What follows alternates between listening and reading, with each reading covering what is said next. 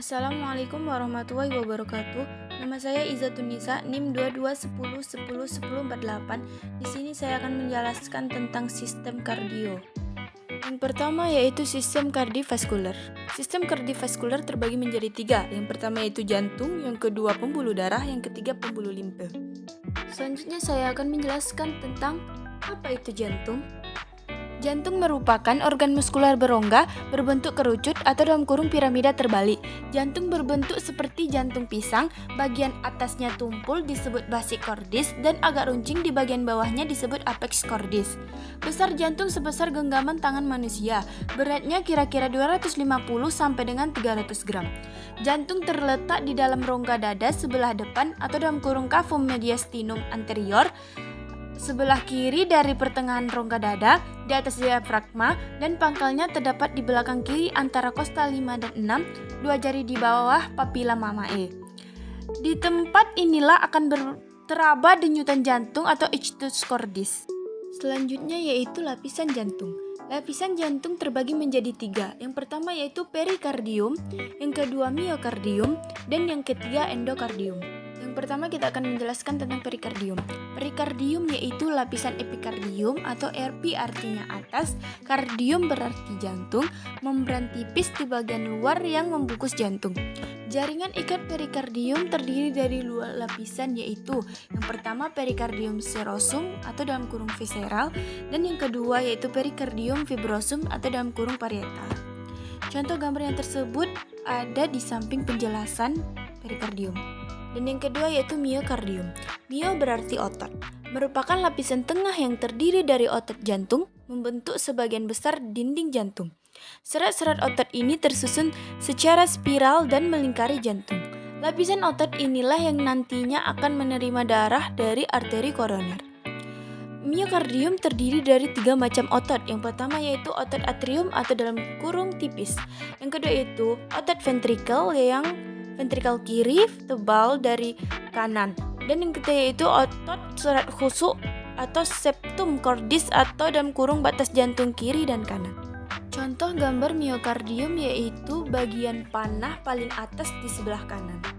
Yang ketiga yaitu endokardium. Endo berarti di dalam, adalah lapisan tipis endotelium yaitu suatu jaringan epitel unik yang melapisi bagian dalam seluruh sistem sirkulasi peredaran darah. Lapisan ini bersifat sangat licin untuk aliran darah, seperti endotel lainnya pada pembuluh darah. Contoh gambar endokardium pada gambar ini yaitu panah paling bawah.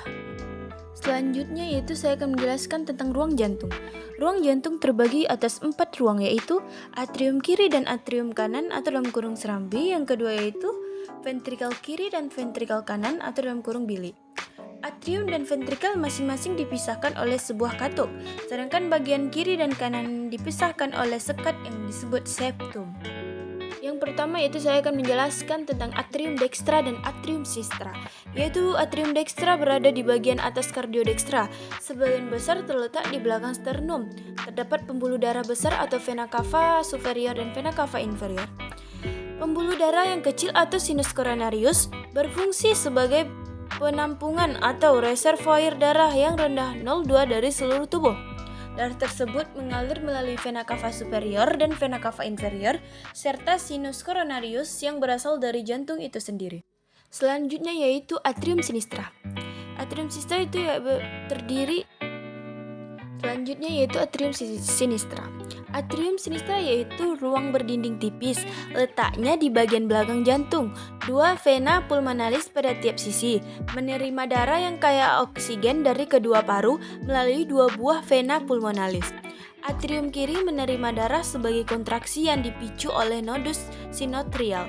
Selanjutnya darah melewati katup mitral menuju ventrikel kiri. Selanjutnya saya akan menjelaskan tentang ventrikel dextra dan ventrikel sinistra. Ventrikel dextra yaitu berdinding tebal, membentuk sebagian besar jantung. Terdapat katup tricus vidalis atau valva atrioventricular dextra. Arteri pulmonalis menuju paru-paru dan menerima darah dari atrium kanan dan dipompakan ke paru-paru melalui arteri pulmoner. Selanjutnya yaitu ventricle sinistra. Ventricle sinistra yaitu ruang berdinding tebal pada bagian kiri dan belakang jantung. Dindingnya 3 kali lebih tebal daripada ventricle dextra, katup mitral atau valva atrioventrikular, pembuluh darah aorta yang menyebabkan darah ke seluruh tubuh dan menerima darah dari atrium kiri dan dipompakan ke seluruh tubuh melalui aorta. Di sini ada gambar jantung dan saya tidak akan menjelaskan satu persatu. Yang saya jelaskan adalah yang barusan saya jelaskan teorinya, yaitu ada atrium kiri, ada ventricle kanan dan ventricle kiri dan atrium kanan. Selanjutnya saya akan menjelaskan tentang jantung pada janin, yaitu yang pertama terdapat foramen oval, yaitu lubang antara atrium kiri dan atrium kanan. SHG darah atrium K dan Q bercampur. Yang kedua yaitu foramen oval akan menutup setelah bayi lahir atau tali pusat dipotong sampai paru-paru berfungsi. Selanjutnya yaitu pembuluh darah yang tersambung ke jantung. Yang pertama itu jantung dekstra. Jantung dekstra yaitu vena cava superior dan vena cava inferior, yaitu menuangkan darah ke atrium kanan. Terdapat katup semilunar extraceus dan kaya akan karbon dioksida dalam kurung CO2. Yang kedua yaitu arteri pulmonalis, yaitu membawa darah keluar dari ventrikel kanan menuju paru-paru. Selanjutnya saya akan menjelaskan tentang katup-katup jantung. Katup-katup jantung terbagi menjadi 4, yaitu katup tricuspidalis, katup bicuspidalis, katup pulmonal, dan katup aorta. Yang pertama saya akan menjelaskan tentang katup tricuspidalis. Katup tricuspidalis yaitu berada di antara atrium dextra dan ventricle dextra. Bila membuka maka darah akan mengalir dari atrium dextra menuju ventricle dextra. Katup tricuspidalis berfungsi mencegah kembalinya aliran darah menuju atrium kanan dengan cara menutup pada saat ventricle berkontraksi. Sesuai dengan namanya, katup tricuspidalis memiliki 3 daun katup. Contoh gambar katup tricuspidalis yaitu ada di atas paling pojok sebelah kiri. Yang kedua yaitu saya akan menjelaskan tentang katup semilunalis pulmonalis, yaitu setelah katup tricuspidalis tertutup, darah akan mengalir dari ventricle dextra melalui trunkus pulmonalis. Trunkus pulmonalis ini bercabang menjadi arteri pulmonalis dextra dan sinistra. Pada pangkal trunkus pulmonalis ini terdapat katup pulmonalis yang terdiri dari 3 daun katup yang terbuka bila ventricle dextra berkontraksi dan menutup saat relaksasi, sehingga memungkinkan darah mengalir dari ventricle dextra ke arteri pulmonalis. Contoh gambar semilunalis pulmonalis yaitu paling bawah pojok sebelah kanan. Selanjutnya saya akan menjelaskan tentang katup bicuspidalis atau mitralis, yaitu atau disebut katup mitral, mengatur aliran darah dari atrium sinistra menuju ventricle sinistra. Seperti katup tricuspidalis, katup bicuspidalis menutup pada saat kontraksi ventrikel. Katup bicuspidalis terdiri dari dua daun katup. Contoh dari gambar katup mitral atau bicuspidalis yaitu ada di bawah paling pojok sebelah kanan. Selanjutnya yaitu katup semilunalis aorta. Katup aorta terdiri dari 3 daun katup yang terdapat pada pangkal aorta. Katup ini akan membuka pada saat ventrikel kiri berkontraksi sehingga darah mengalir ke seluruh tubuh. Sebaliknya, katup akan menutup pada saat ventrikel kiri relaksasi sehingga mencegah darah masuk kembali ke dalam ventrikel kiri. Contoh gambar katup semilunalis aorta terdapat paling bawah pojok sebelah kanan. Selanjutnya saya akan menjelaskan tentang peredaran darah jantung. Peredaran darah jantung terdiri dari peredaran darah besar dan peredaran darah kecil. Darah yang berasal dari sirkulasi sistematika atau dari seluruh tubuh masuk ke atrium dextra melalui vena besar yang dikenal dengan vena cava.